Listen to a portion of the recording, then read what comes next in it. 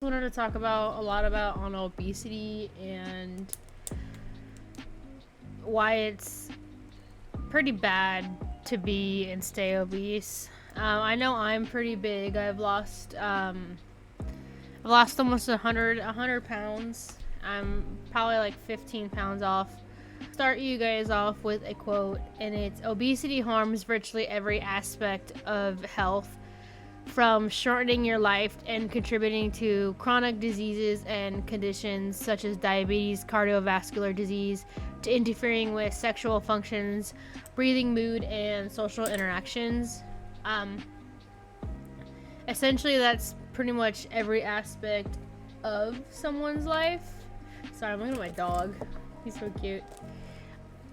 Look at my dog through the camera is what I'm looking at him from.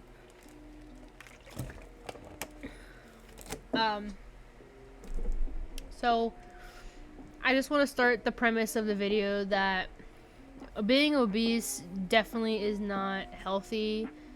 But that doesn't mean that you're not beautiful or that you shouldn't experience normalcy of being treated with respect and being able to have social interactions and conversations and being a paying customer.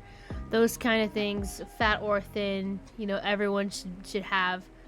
But these issues aren't civil rights issues. They aren't disability issues. They aren't something that we're not oppressed. We're not marginalized. When 60% of the United States population is obese, that's not being marginalized. That's a lot of people. 42% are adults, 20% are kids. That's a lot. It's more than half. Like, come on, that's not being marginalized. Like, what rights do we not have that, like, skinny people have? I'm sorry, but, like, I could walk down the street and not get shot. I can go into a store and buy food. I could apply for a job and possibly get it. I don't understand. So I don't understand why people are just gonna sit here and say that fat is healthy. It's not. My dad died at the age of 42, 2 days before his birthday. So my parents were obese. I was obese as a baby. I came out of the womb at 9 pounds, which is on the heavier side of a baby. I was 130 pounds, I think, by like 4th grade. Which isn't on the more extreme side of other morbid obese cases, but I was still obviously really hefty, as most kids were like probably like 60 pounds. I don't know how much a child is supposed to have weighed. I was always fat. So but I did want to talk about a lot of the diseases and problems that you guys get when you're obese and that you kind of ignore. And I know that a lot of people have probably made videos on this, but I think that coming from a fat person who has experience with diabetes, I feel like it might help you guys be a little bit more self-reflective than hearing it from a doctor or hearing it from someone who's fit or in the fitness scene. So to start, there are a lot of skin issues like boils, rashes, chafing, stuff like that, skin fold, yeast infections. I dealt with all of those things. I do get rashes on my chest, but the way I combat that is kind of just wearing deodorant and keeping it dry and clean, and then keeping my stomach dry and clean. I get a lot less boils than I used to, purely from exercising. It does say that obesity can get better. I mean, not obesity. losing the weight can help the boils get better, especially if you lose like 15% or more of your body weight. That really does help. If you have like cracked feet, that's also another sign of obesity and a problem. I have to clean my feet every week. I shave my foot off with this little handy dandy tool like every week. It's not fun. It's kind of annoying. I wish I had beautiful feet, but I don't because I'm obese. But, So cancers are related to obesity. So as followed, there you can get breast cancer, colorectal cancer, which is your colon and your rectal for men, esophageal, kidney, gallbladder, uterine, and ovarian cancer, pancreatic and liver cancer, thyroid, and even brain cancer. These cancers make up 40% of the United States that are diagnosed every year. And out of that 40% of cancers, 4 to 8% of them are diagnosed from obesity. And these are statistics from the CDC. They aren't just pulled out of my butthole. So yeah, that's a lot. So next we have diabetes. That's pre-diabetes, type 2 diabetes. I was diagnosed with pre-diabetes since the age of pretty much 10 years old. I've always been pre-diabetic. Thank God I didn't develop diabetes, but I was at a 5.5, 5.6 A1C, which is the first step of diabetes. You're no longer technically pre-diabetic, you're pretty much diabetic. But my doctor didn't diagnose me. So there's a lot of health risks with diabetes. So let's get into that.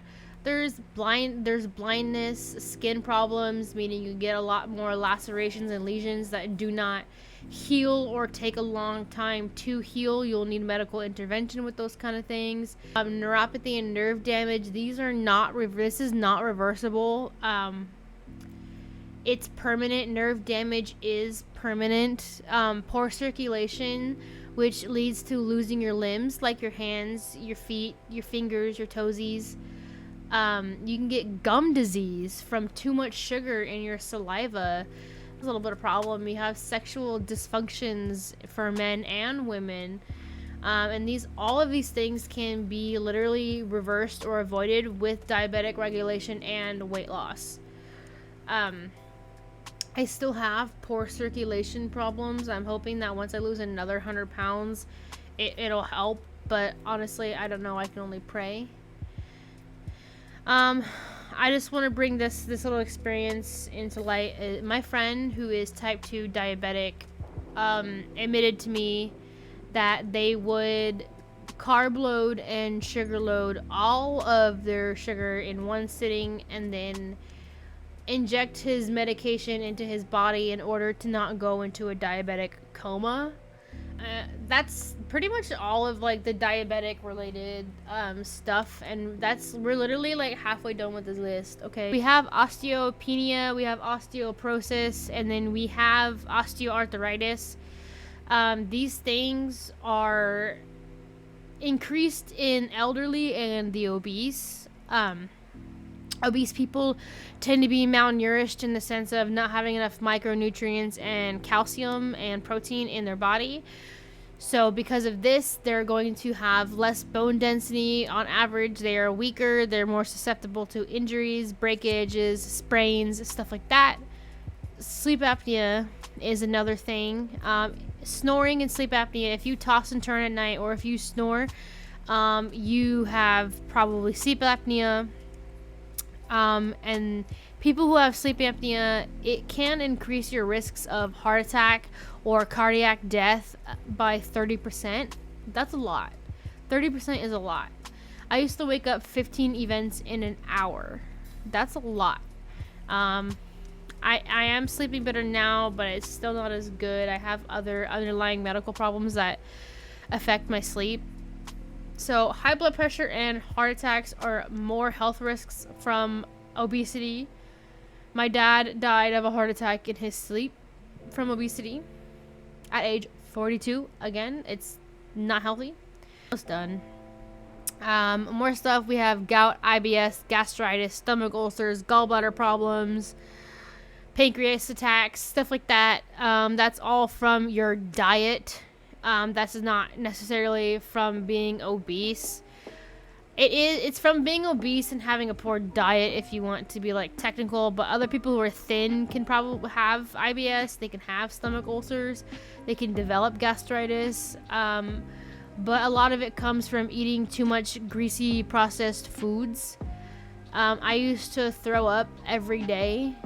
literally every morning from undigested food because I was developing diabetic indigestion, which is also a thing. It's delayed stomach emptying.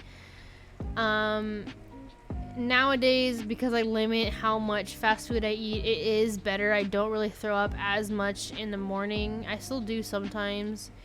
It sucks.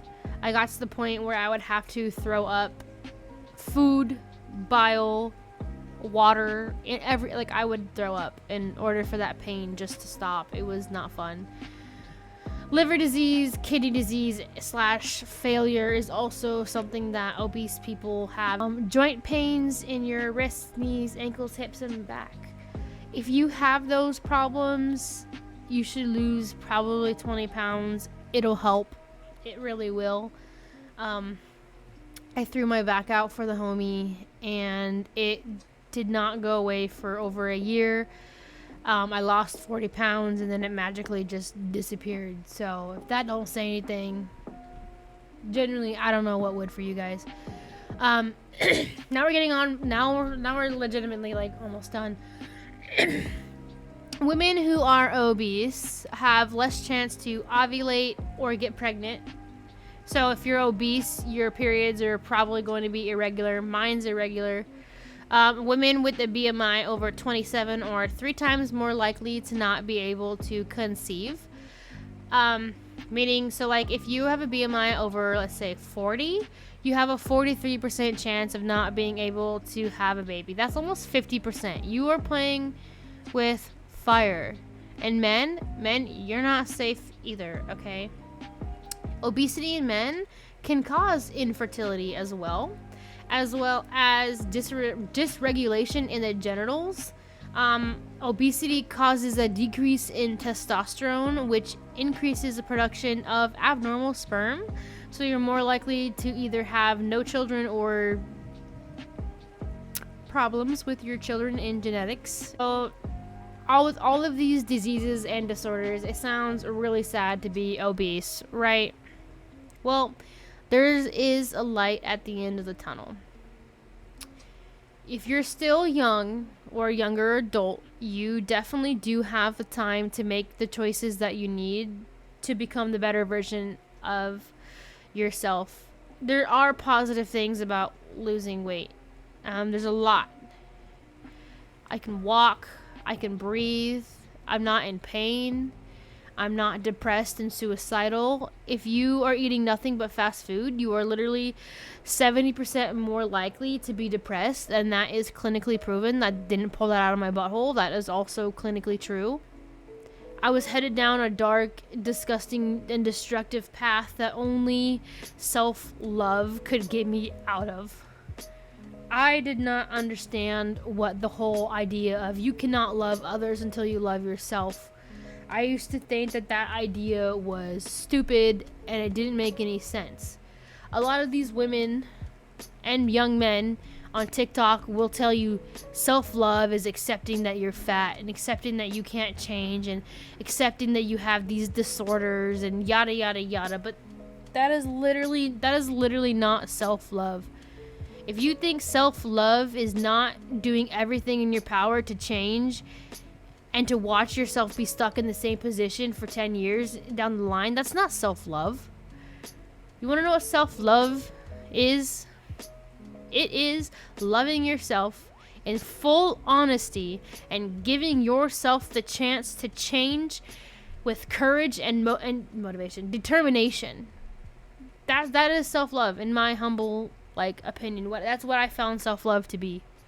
If I can lose almost 100 pounds, even if it took me 8 years, I